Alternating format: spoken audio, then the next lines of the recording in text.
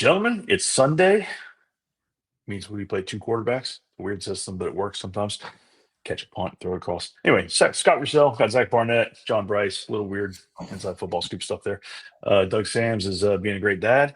And I come to you from fallen Baton Rouge. The Aggies now, I guess they own this whole. I don't know. I just don't know. Never seen players, including your starting quarterback, just openly defy their head coach, like happened on the sideline throughout the game last night at LSU. It was stunning to see. Yeah. And I was happy. I was happy at the end for Tommy Moffitt, to be honest. Little redemption for Baton Rouge man. Gave his life to the Tigers. Unceremoniously dumped when Brian Kelly got hired, and is now doing great things at Texas A&M. His wife still lives here. Special place, obviously. Guys rallied for him. Yeah. LSU's got to reset, right? It's $50 million, but they got to reset. It's not working. There's no semblance where you can conject now that it's working.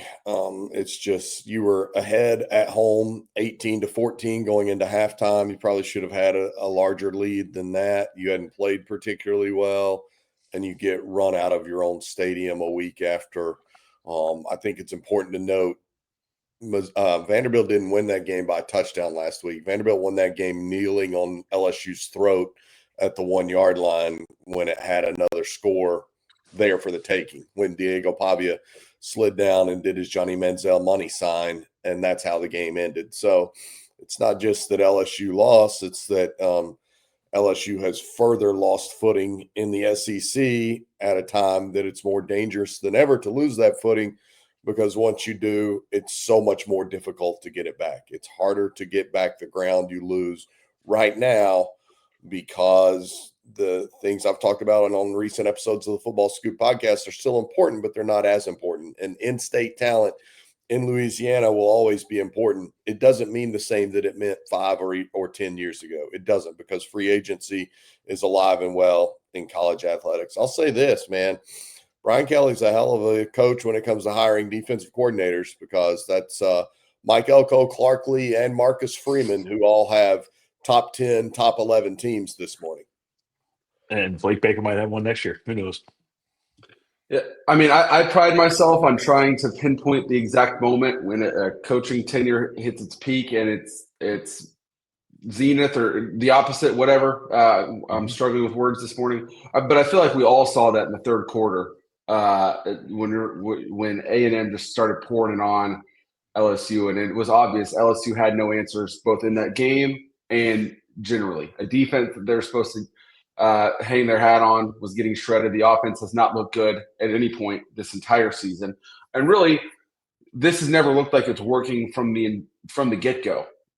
You start with the my family thing, and from that moment, Brian Kelly looked like a fish out of water, which is not necessarily a bad thing. I mean, Nick Saban never pretended to be from Louisiana or Alabama. He was a coach hired to win football games. That's all he was. Brian Kelly felt like he had to fit in Louisiana, and the fact that he tried that made him look like a phony. And it's never worked since then. You won the SEC West by tiebreaker in 2022, but you were obviously playing second fiddle to Georgia. You did beat Alabama at home that year, which looks like the peak. But then you've gone ReliaQuest Bowl, Texas Bowl, and now you're staring at 5-4 in the face after you go and lose to Alabama in a couple weeks. So it's never looked like it's going to work.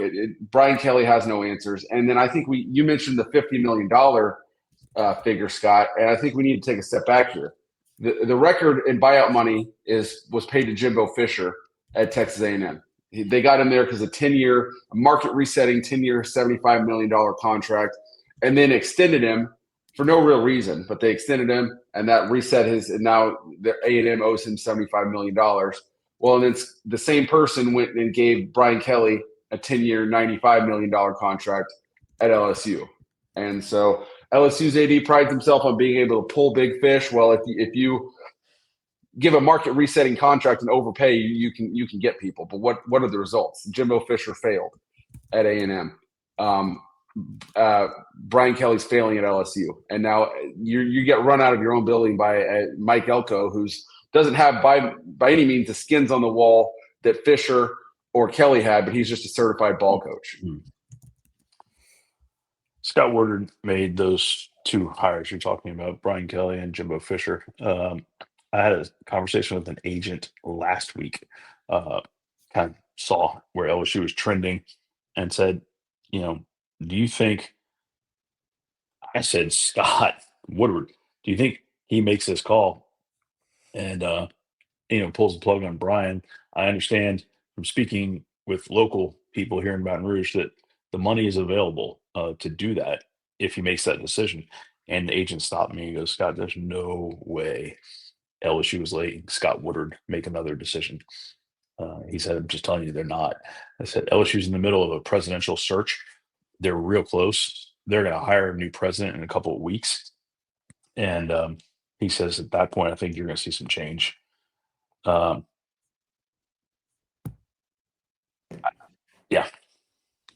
So we'll see.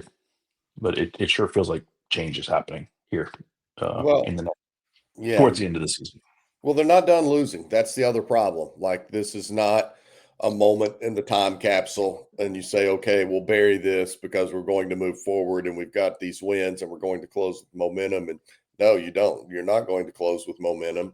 You're not going to have your NFL draft prospect quarterback back next year because he's going to be in the NFL. You're going to lose other key personnel on both sides of the football.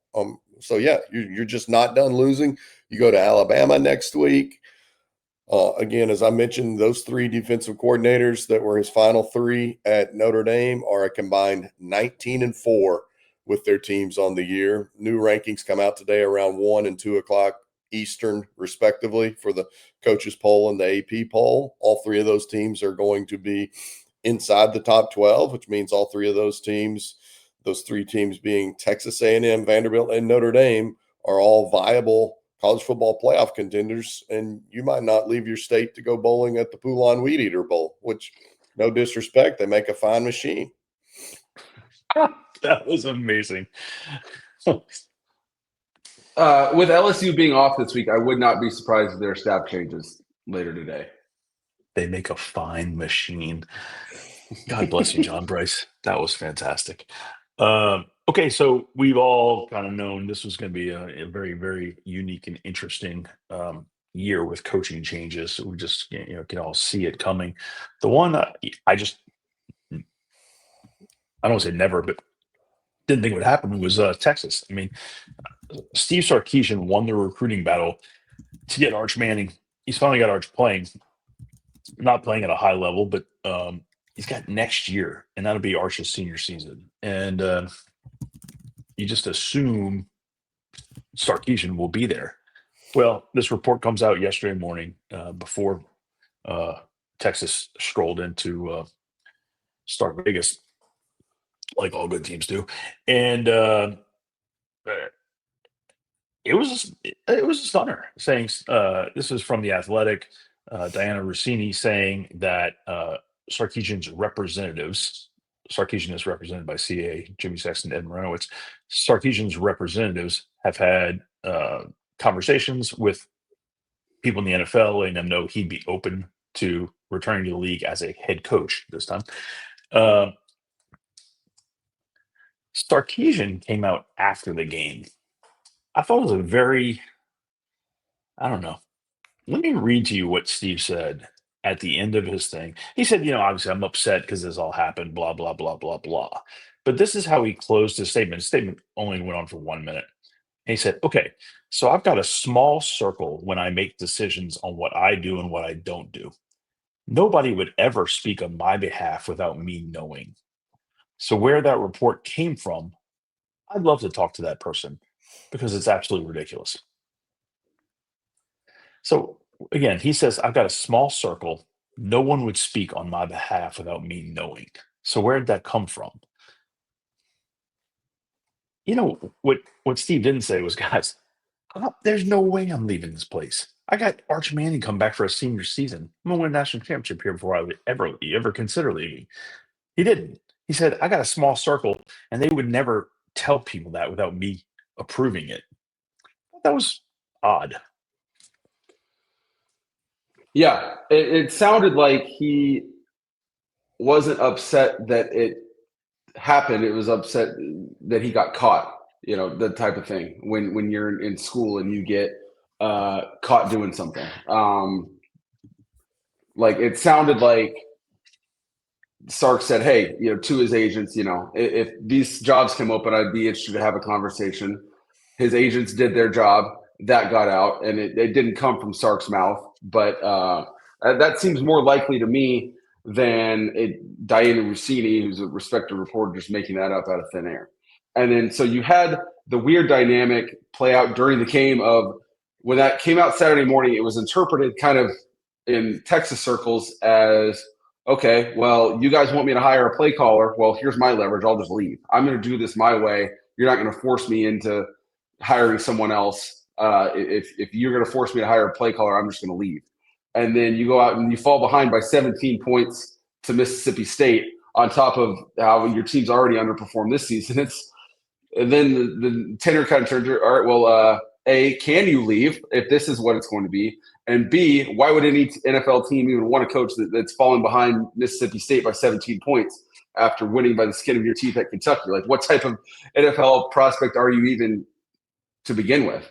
And then they came back and won the game, and now you're technically still in the race, but you've got 3 top 10 teams ahead of you. You're not going to have your starting quarterback, most likely, against Vanderbilt. So you're kind of a dead team walking, but at the same time, you're still in the race.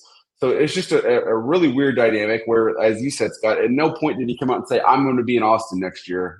This is where I'm going to be. Yeah. What was the prognosis on Arch? I didn't see it after the fact. It's been reported concussion. That's not official, but that's the thinking. That's what you saw in the field, yeah. JB? Yeah. Yeah. I think by the time that Sark addressed it, it was so many hours later that he probably felt like the unprecedented CAA statement sort of spoke for him. I talked to multiple people that had pretty strong knowledge of the landscape, pretty strong knowledge of Sark's reaction to it. I believe that Sark and the Texas coaches maybe were in a staff meeting at the team hotel yesterday morning when that came on the television. And I think that he just sort of like immediately turned it off and was disgusted by it. I don't know that he necessarily acknowledged it verbally with his staff. That wasn't indicated to me, but he very much did talk about it with his representation. And from some people that know what was going on, I'm going to just read you a quote. I don't really understand the purpose of this. They're not having a great year. He's been well taken care of multiple times.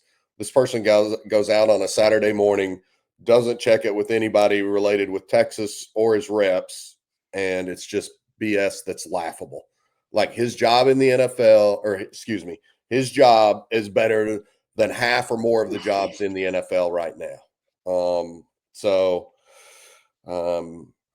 Rumors are rumors, but I don't get this whatsoever. And then for there not to be any sort of vetting of the information blows my mind. That's the text that came to me. Again, I talked to multiple people that felt like they had a pretty good pulse on the situation. I didn't. You'd be crazy if you're at the top of your sport not to be willing, at the top of your respective profession, not to be willing to entertain the tip top.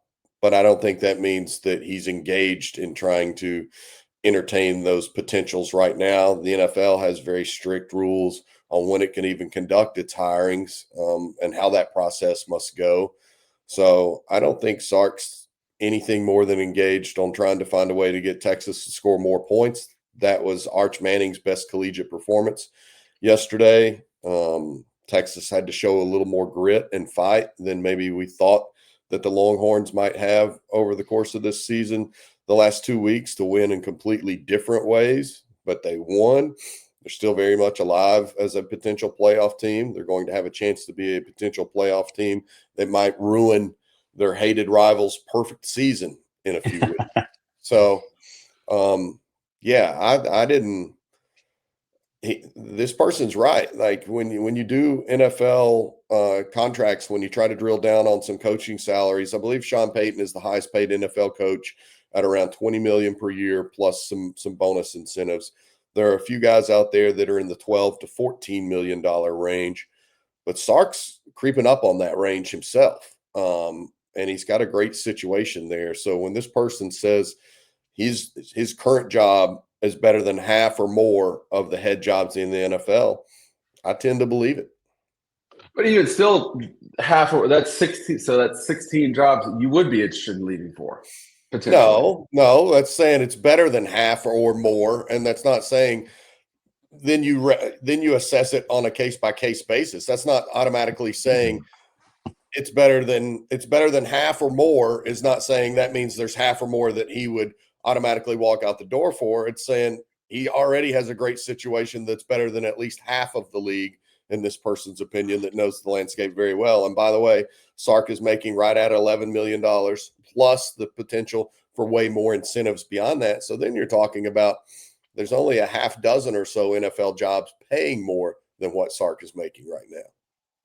Right, and that's why coming out with a leverage play would have made no sense for Sark at that time, because you're underperforming and you've just gotten a raise up to the last 2 seasons. Like, you're not going to get a third raise based off of a season where you started number 1 and are clinging by the skin of your teeth to the top 25. Right. I don't disagree with that. I don't think Sark did it as a leverage play. I think Sark hunkered down early week and made it clear he believes he's a gifted offensive play caller, that's how he can best serve his program. He's going to continue in that role. But again, The Athletic has some great reporters. I wonder how much communication there was between the NFL side and the college side to try and track down some of this information. And also, we're responsible for it here. We have information that we sit on routinely, not because we're scared to report it, but because I think we're being respectful of the parties involved. Happens all the time, for sure. For what it's worth, an NFL head coaching job is so much better than almost every college job right now. College you're dealing with changing dynamics. The NCAA is just a disaster. How much you're paying these guys, it's the Wild Wild West. The NFL is very structured, very ordered. It is. It's just such a better lifestyle. Everything about the NFL job wise is better than college right now. But with that said, on the field, to add to your point, Scott, I don't want to speak for anyone here, but just to add context here is in regards to lifestyle. Sark and his wife just had a child back in April, so he has an infant child that presumably he'd like to spend as much time as possible with, and his current situation does not lend itself to that. Yeah, well, I mean, I refuse to feel sorry for college coaches on the time management thing for a few different reasons, but mostly because they've cannibalized themselves. I mean, you can trace it to they can get frustrated at the NCAA calendar and this and that, but it's all the coaches that have pushed the envelope on the NCAA calendar that have made their calendars reside in the gray portion of the calendar, not the black and white. So I do get that the NFL parameters and the NFL calendar are better than the college world for sure right now. But I just don't think that Sark was out fishing on the Titans job while he's got a team in the playoff hunt. I guarantee you, I would view the University of Texas job as a better job than the Tennessee Titans job.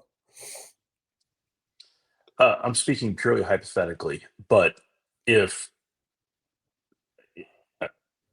Jimmy Sextons of the world, right? The guys dealing with the top 20 college football coaches, it's probably part of their calendar. Check in with them, 7, 8 weeks in, and just, hey, we here's proactively as an agent.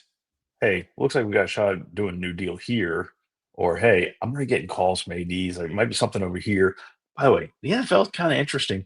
Seems like you have that conversation amongst agent client, and it's like a 5-minute thing to the college coach.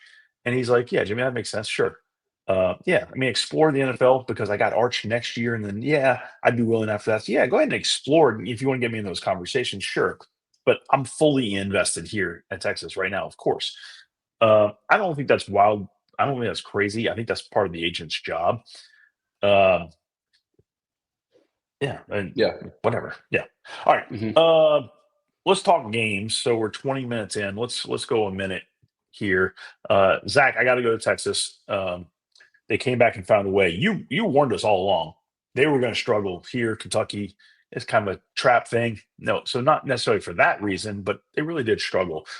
They ultimately found a way. But Zach, give me 30 seconds. Texas. Yeah, losing Michael Taft, their safety, did not play, and that obviously played a big part in that. They got absolutely ripped to shreds in the secondary. Guys just running free that typically doesn't happen, and they couldn't run the ball for the seventh straight game. That's not going to change, so that they have to scheme around that. And it seems like, I mean, they did a decent enough job. Arch put up big numbers. Caldwell came in and won them the game at the end.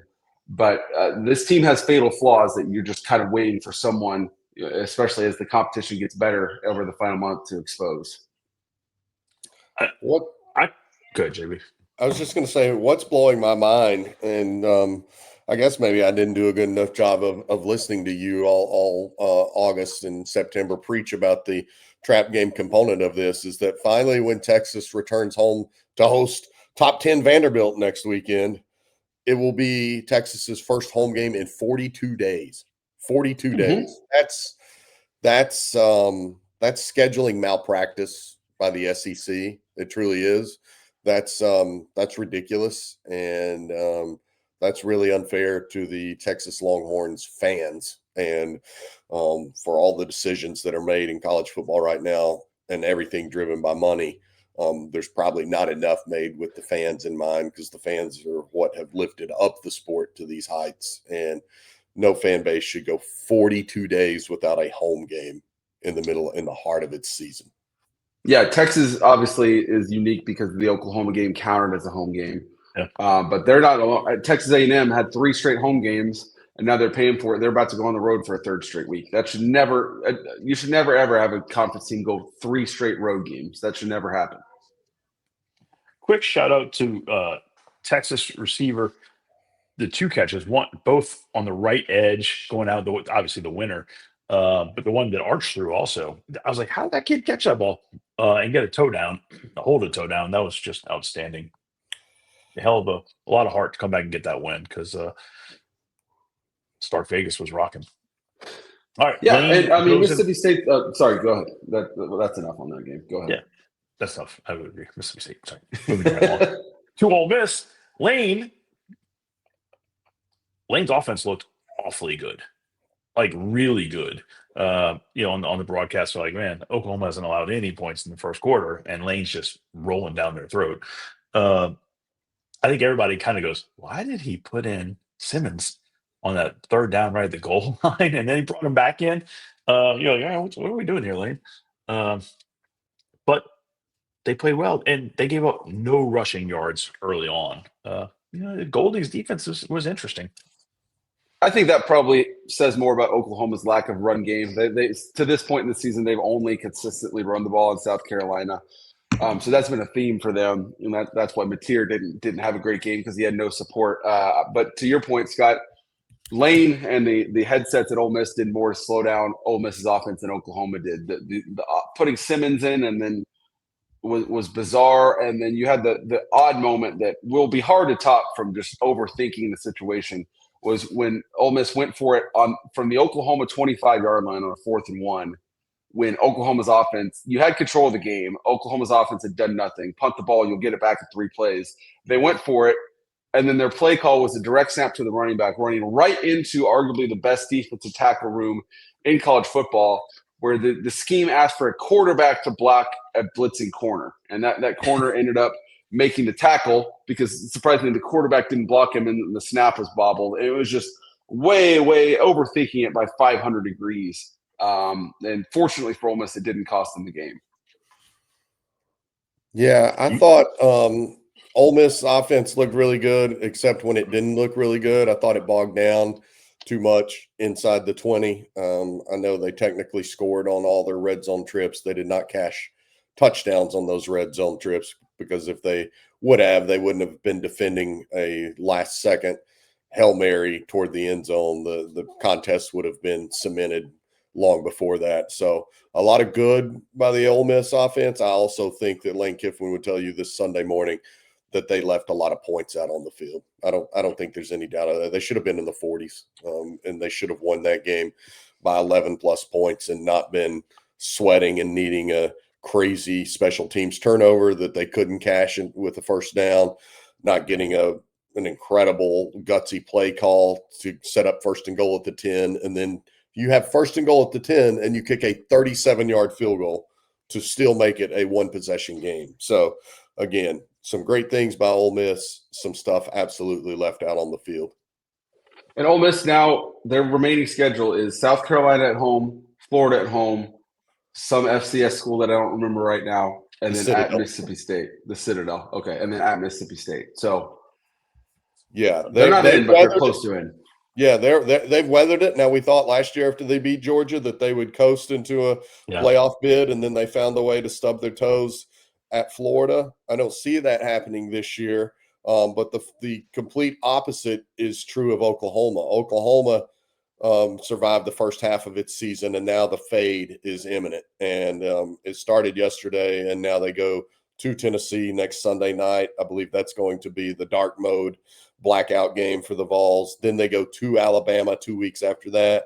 Then they get Missouri and LSU at home. And so I think Oklahoma has yesterday was just so damaging for Oklahoma because, again, my phrase, they're not done losing. And because they lost yesterday, their next loss will eliminate them from playoff contention. So everything would lead me to go into Alabama, South Carolina next. But John Bryce said last minute Hail Mary. So I got to go Missouri, Vandy. Holy smokes. Did you guys see the final catch on the I'm still not even convinced it was a catch. That ball sure looked like it got friendly with the turf. It looked like a catch to me, but dude was just outside the end zone. It's just unbelievable.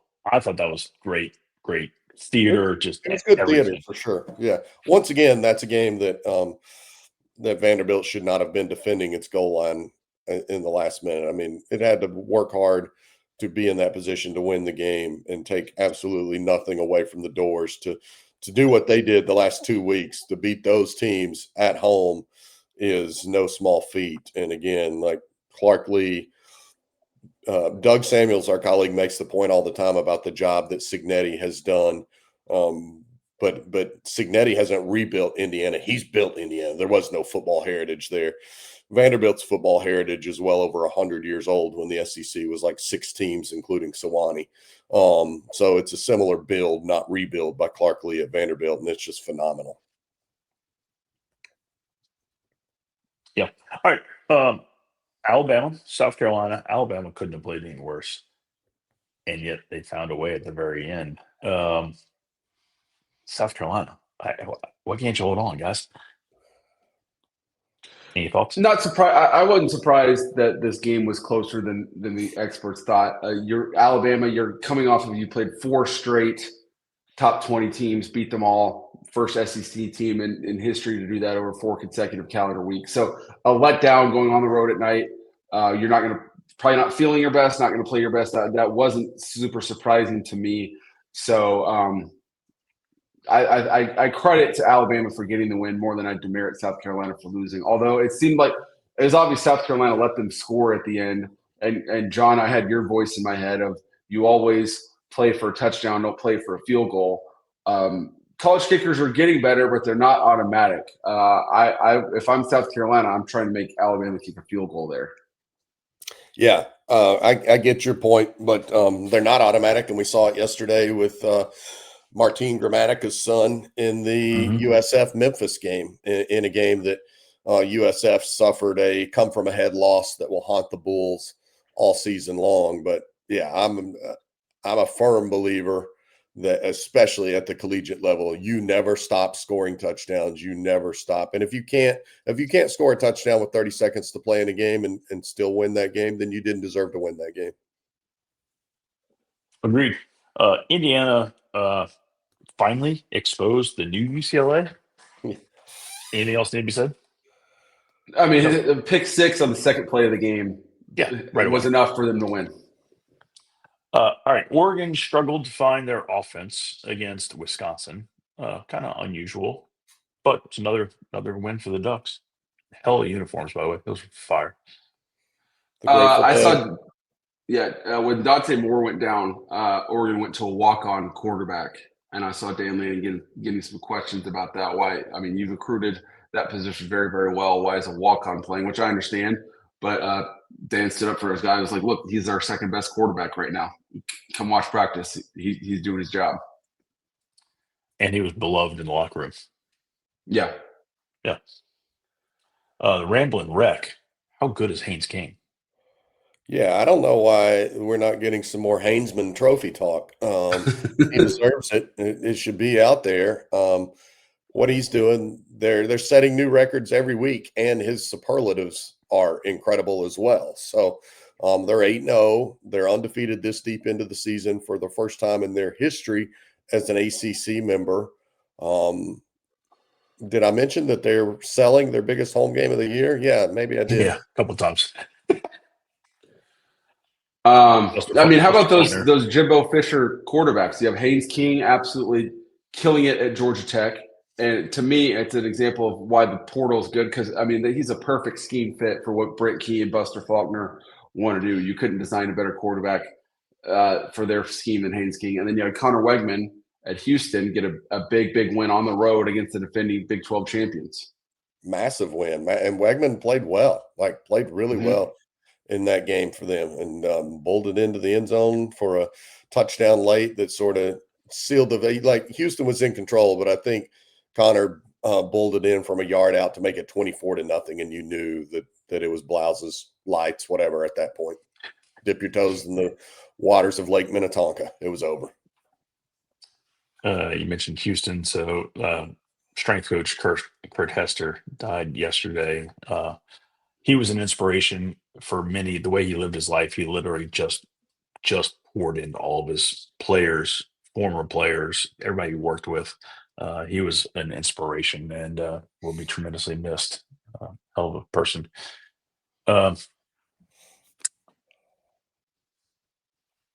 We could talk football, but you want to keep talking football?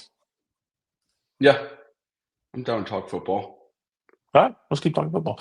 Miami really struggled with Stanford early on and then just went lights out in the second half. Miami got it back together? Carson Beck couldn't see his receivers in those camo uniforms. You stole that from a meme, but I'll allow it. I saw that. Maybe it was Reddit that tweeted out Thursday or Friday, like, this man's coming off a 5-interception performance. You're going to make his receivers harder to find. It was gold. It was gold. How about the absolute evisceration that Utah put on Colorado last night? It honestly looked like a power conference team against a non-scholarship team. I mean, truly, it did. It was 43-0 at halftime. It ended up 53-7. You can do all the permutations and calculations you want, but the technical term is foot off the gas. And that's what happened in the second half of that game. But I've never seen – you've seen some teams hot and roll in and really handle an opponent for a half, but I don't recall seeing something that appeared to be such a cosmic mismatch as that was last night inside Rice-Eccles Stadium. It was reminiscent to me of what TCU did to North Carolina in their first game when North Carolina looked like a non-scholarship team. And to North Carolina's credit, they for 2 weeks in a row, they played like a scholarship competitive football team. Oh, good. Upward basketball, the ACC edition. How about BYU going in? Yeah. And just finding a way and kind of running away at the end there. Iowa State will long regret and lament yesterday's game. I think the Cyclones had a couple of touchdown lead and then threw a pick six, and then BYU got momentum, and BYU stayed perfect and played close to perfect once that point in the game arrived, and Iowa State did not, and that was Iowa State's kind of last best chance to stick its flag in the ground and do something meaningful with its season. Cincinnati keeps winning. Nice home win over Baylor. I think you're going to see a change at Baylor sooner than later. It's just Baylor's as average gets right now, and Dave Aranda made a change to Jake Spavital, which has worked.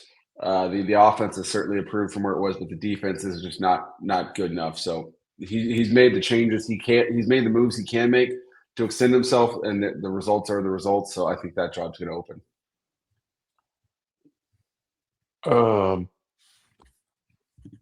Sorry, gents. Michigan handled Michigan State. Nebraska fought with Northwestern. Not very pretty. I saw that Nebraska was up 21-6, gives up a touchdown, and then on 3rd and 4 runs a perfect, absolutely perfect 3-yard route to come up short of the sticks. They punt. Northwestern goes down, scores, get the extra point. And I'm like, all right, how many times have Nebraska fans seen this movie? And amazingly, like seriously amazingly, Nebraska found a way to win the football game when they're like 3-700 in those situations. So, I mean, you beat a not very good Northwestern team by 7 at home. I don't know if that's progress, but you won the game. And they returned the opening kickoff in the second half for those 7 points. Anyway. I haven't seen if they've announced yet for game day next weekend, but it might be Cincinnati, Utah. It's not a great slate of games next weekend, and both of those teams are going to be top 25 teams now that are very much factors in the Big 12 Conference Championship race. So just a little food for thought there. Scott Satterfield has his Bearcats 7-1. Just incredible. And speaking of incredible, as we just sort of hit the hodgepodge here, Pittsburgh, another convincing win, rolled NC State. Things are bleak in Raleigh, and that's certainly a situation to continue to monitor. How long does Dave Doran want to do it? How much longer do they want Dave Doran to do it? But that's a bad situation there in the heart of the Research Triangle. K-State did what they do to Kansas. Amazing. Lance Leipold after the game was like, we're broken. It was. You don't hear Lance speak like that all that often. That's 17 in a row, I think, in the Sunflower series. Like, and you had a 19th year starting quarterback in Jalen Daniels. You're never winning. I mean, yeah, so 17 in a row includes 0-5 for Lance Leipold, and you put in $500 million to renovate your stadium, which is still in progress. You think you pay that money, you should beat your in-state rival more than once every 20 years. All right. Touching real quickly on some other ones. I did not think Wake would be any good this year. 5-2 beat SMU yesterday. Pretty good. Kent State has won 3 games. Straight up. Mark Carney, those dudes. Carney, yeah. Come on. He's going to keep that job. He's the interim, but I bet that's good. They're going to make him the full-time head coach. Very possible. Scott Abel turned around Rice. I know they're only 4-4, but they're 4-4. Beat UConn yesterday in OT in Houston. Pretty good. Iowa whitewashed Minnesota. Whew. Tim Lester. He's got the Hawkeyes. Tim Lester as your coordinator, Mark Gronowski as your quarterback, and the Hawkeyes have more than a pulse for a change on offense. We touched on it on Inside Scoop on FootballScoop, little premium series that we're doing there in the MAC. Toledo is really having a down year for Toledo. It's kind of unusual, and it's made some agents ask me. Candle said, "Hey, look, I've done everything I can here. I had an incredible run. It's time to get paid and go be an offense coordinator, and then see if I can play that into a Power 4 head job." We'll see. JB, you told us early on, maybe I believe before the season started, San Diego State was going to be way better than people realized. They punched their ticket to 6-1 yesterday. Means they were qualified for a postseason. A huge year 2 upward leap for Sean Lewis and company. And yesterday was really sweet for the Aztecs. It was the rivalry game. They refused. They called it all week. They said, we're not saying the F word, that F word being Fresno. They refused to say it. They borrowed a page from the Ohio State, Michigan playbook and just called them TTUN, that team up north. And it worked 23-0. A very methodical 23-0. They just they were up 10-0 early and then 13-0. And they just completely took the air out in the second half. Fresno State could do nothing. I thought San Diego State, in talking with their staff, felt confident going in that they could win that game. I don't think that anybody expected it to be a shutout in that sort of controlled environment. How about Southern Miss, JB? Last year they had one win, made a change, Will Hall, to Charles Huff, who had been phenomenal at Marshall. And Huff comes in, and they got 6 wins on the board. 6 wins. 6 wins. They're going bowling. Huff Daddy just doing some big things. He's got them dancing down there in Hattiesburg. 6-2. They're still a factor in the conference race. One of those losses early season to Mississippi State to open the year. And then the other one at Louisiana Tech, where they just didn't play well, but they've won 4 in a row. They've won 6 out of 7.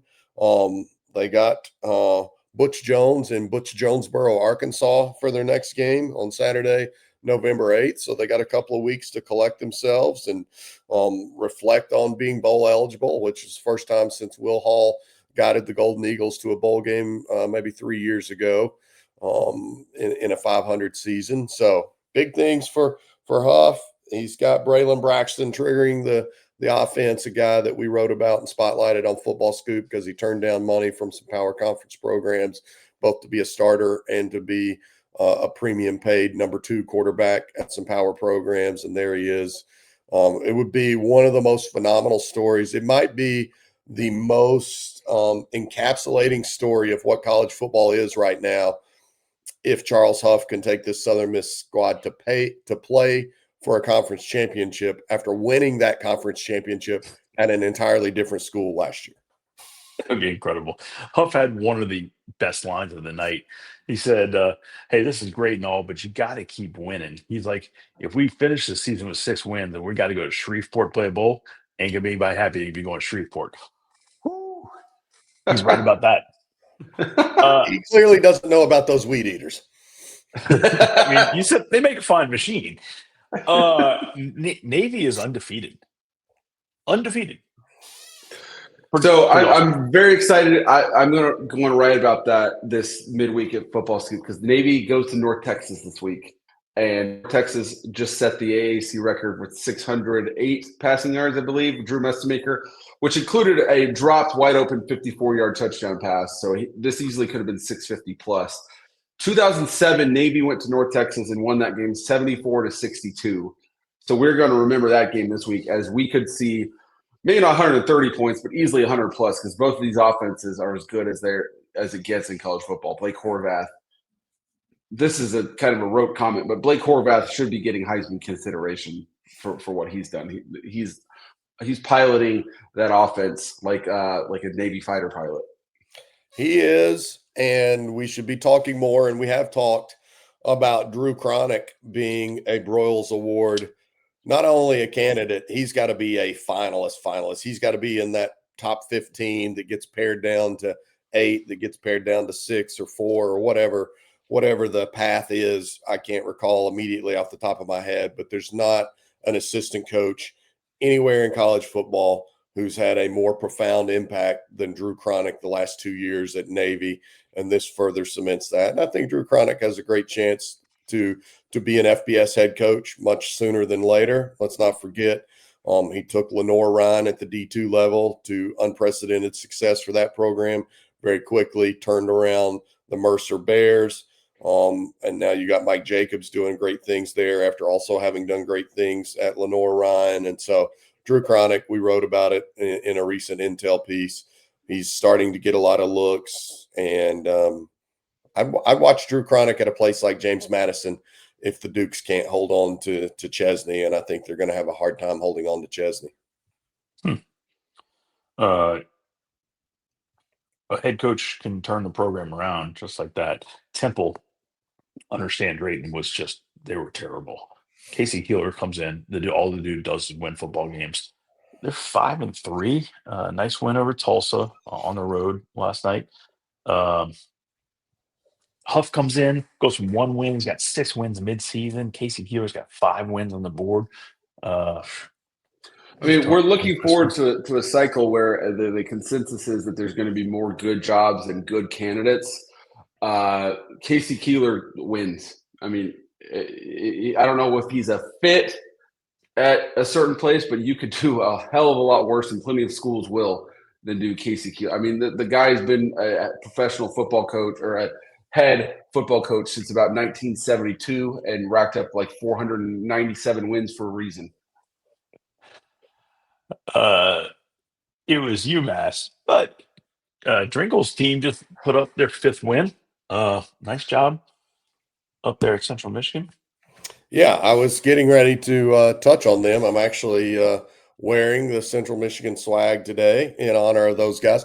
5-3, the battle for the victory cannon next Saturday at Waldo Stadium in Kalamazoo. Until yesterday, Lance Taylor had his Western Michigan Broncs undefeated in MAC play. Close loss for them at Miami, but this has been a big bounce back year for Lance Taylor and the Western Michigan program. That's a low-key, really good rivalry, that Central Michigan, Western Michigan rivalry. There's not a lot of real estate separating those two programs. And, again, a bounce-back year for Lance Taylor and what he's doing, especially the way he's lost coordinators there from Espo on the defensive side of the ball to Billy Kosh, who, by the way, just won his 12th game in a year and a half at Stony Brook. And if I'm not mistaken, they'd won 13 games total in the 5 or 6 years prior to his arrival. So ruminate on that for a minute. But the battle for the victory cannon next Saturday in Kalamazoo, Michigan is a big one.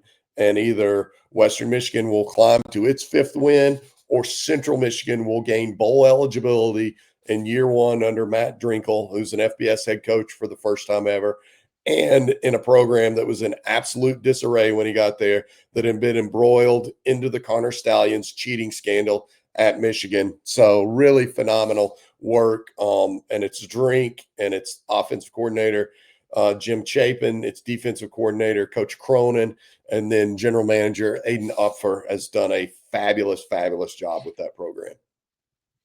Couple of FCS notes before we get out of here. Obviously, the Bison handled business in a big way. So that's always fun. Yeah, they told South Dakota State, bye, son.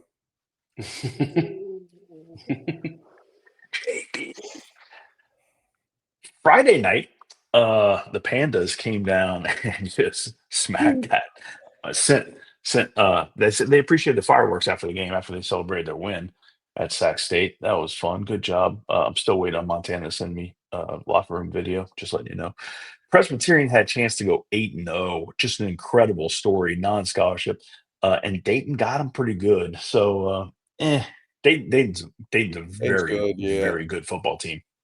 Dayton and Drake have kind of been the toast in that league for a bit, so we'll see. But yeah, Presbyterian, Steve Englehart, those guys, Dan Owen, the defensive coordinator, just doing some big things. And I know for a fact that what they're doing at the FCS level is being paid attention to at the FBS level right now. Because when you win without resources like that, when you win without scholarships, and until yesterday, you had the nation's longest winning streak, that's some heady stuff. Last one I'll mention, you mentioned earlier Mercer. Mercer's offensive output yesterday was historic. Look it up. Crazy stuff. Yeah, weren't they like 800 yards or something? Yeah, like just absurd. VMI did not appreciate that, but it happens. All right, gentlemen, any closing thoughts? We're nearly an hour in. No, I think we've reached the point in the calendar where the mid-afternoon games start in full daylight and end under darkness, and that's only going to continue, obviously, with daylight savings. We've also reached the point in the calendar where we can watch the progress of this podcast as the sun rises in Scott's office. It's The incredible. shadows change from One the of these beginning days, to the end. yeah. All right, We'll so know.